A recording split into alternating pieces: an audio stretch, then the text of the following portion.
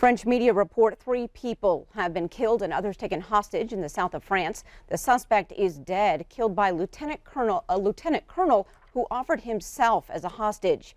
Now that same officer is fighting for his life after the suspect shot him multiple times. It all started when a man shot at 4 national police officers in the city of Carcassonne. French authorities say the man then opened fire at a supermarket in a town nearby.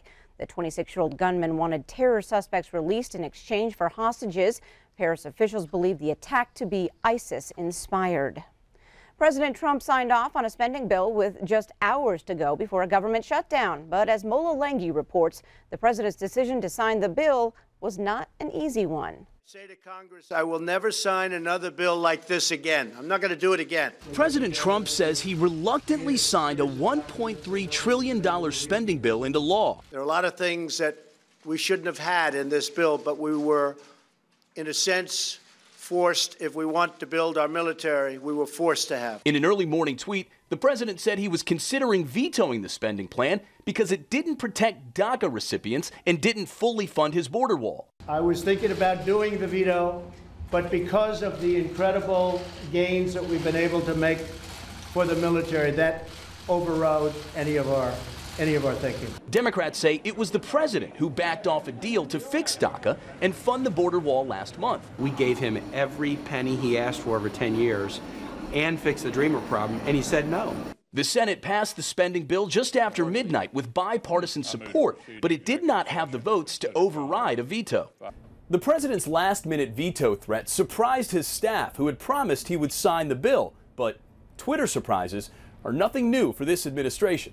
Thursday, the president announced he was firing National Security Advisor H.R. McMaster and replacing him with John Bolton. Demonstrates, I think, the sort of limbo that that I'm in, because I didn't really expect an announcement this afternoon. Bolton is known for his aggressive posture on foreign policy, writing last month that it was perfectly legitimate to strike North Korea first, and in 2015 recommending the U.S. bomb Iran.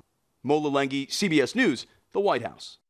Now, Bolton does not need to be confirmed by the Senate, so he can start as soon as the president decides.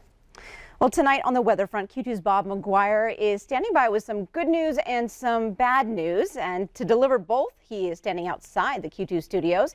Bob, let's start with the good news first. You have someone to introduce. I do. It's really nice. We're very excited to welcome to our staff our brand new meteorologist. His name is Connor Pregitzer. Hi, Connor.